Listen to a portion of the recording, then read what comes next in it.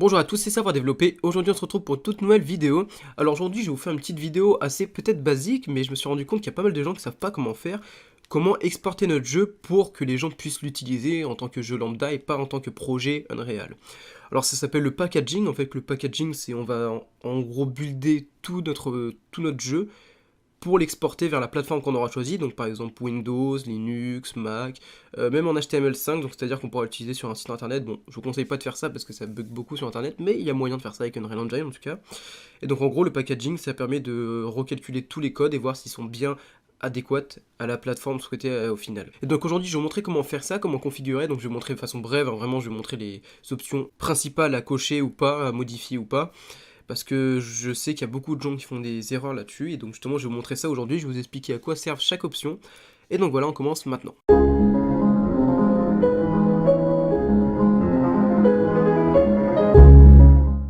Pour les biens de la vidéo, j'ai pris un projet au hasard, donc j'ai pris un projet qui était un prototype. D'ailleurs, je ferai une vidéo sûrement sur comment réaliser un prototype, qu'est-ce que c'est et à quoi ça sert. Donc là, du coup, c'était un prototype, donc il n'y a pas grand chose dans le jeu, donc c'est pour ça que ça va être assez rapide.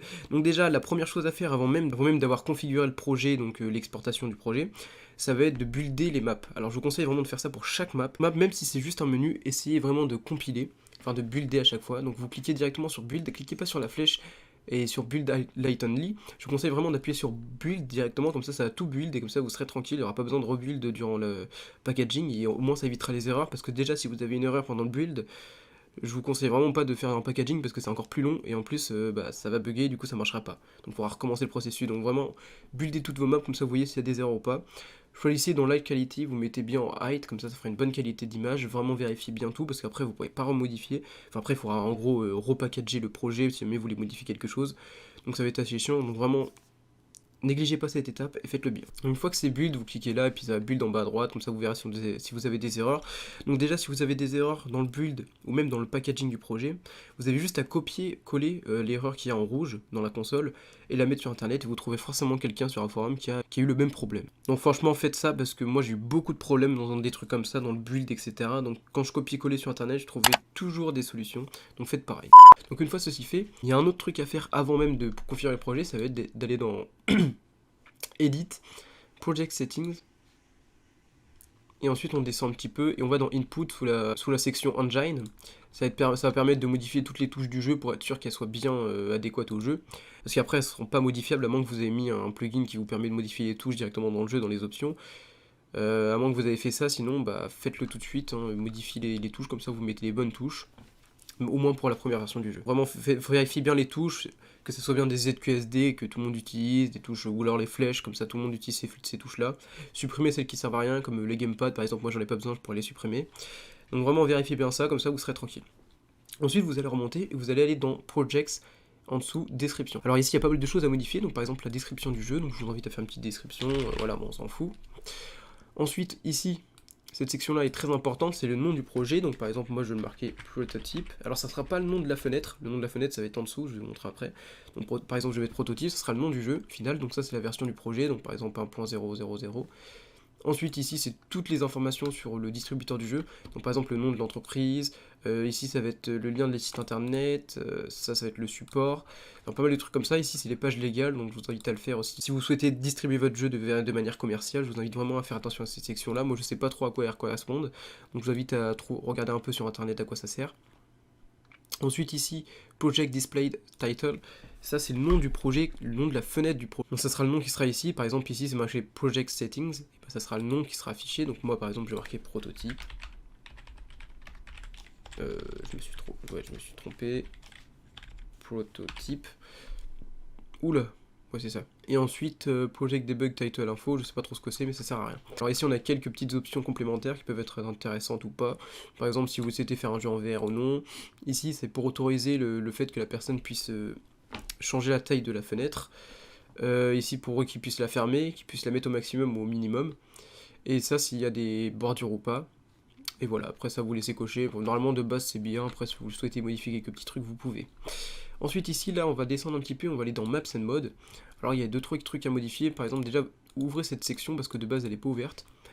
Et ça s'appelle Selected Game Mode, et ici vous pouvez changer tous les trucs intéressants du jeu, donc les trucs vraiment basiques mais qui sont importants à modifier, comme le pawn du personnage, le truc du personnage, l'HUD, Le player controller class, voilà, normalement les autres trucs sont déjà bien de base, mais les 3 premiers trucs, vraiment, mettez les bons personnages, etc. Au cas où vous avez fait des modifications durant vos tests, mettez bien les bons, parce que sinon ça va complètement faire bugger votre jeu.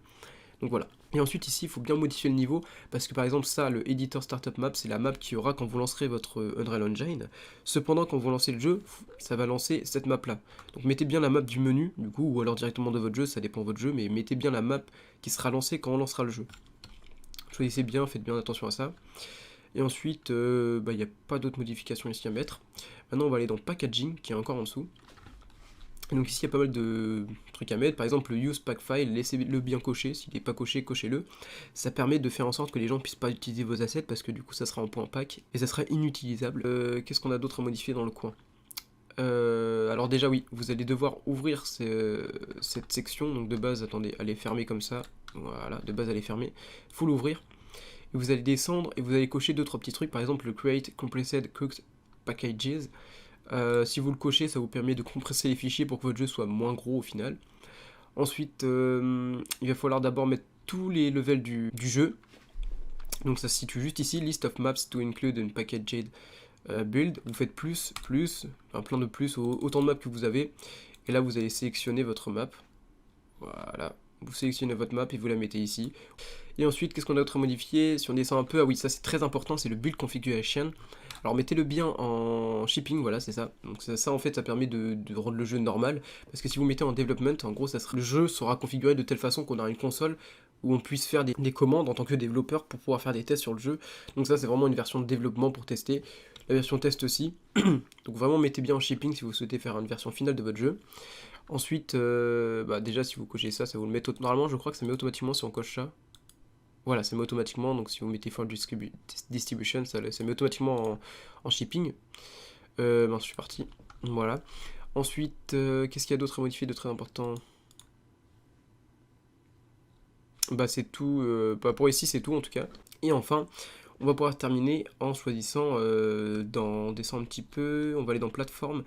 Et vous choisissez la plateforme que vous souhaitez mettre. Alors vous pouvez mettre Android, iOS, Linux, pardon, Mac, etc. Moi je vais mettre personnellement en Windows.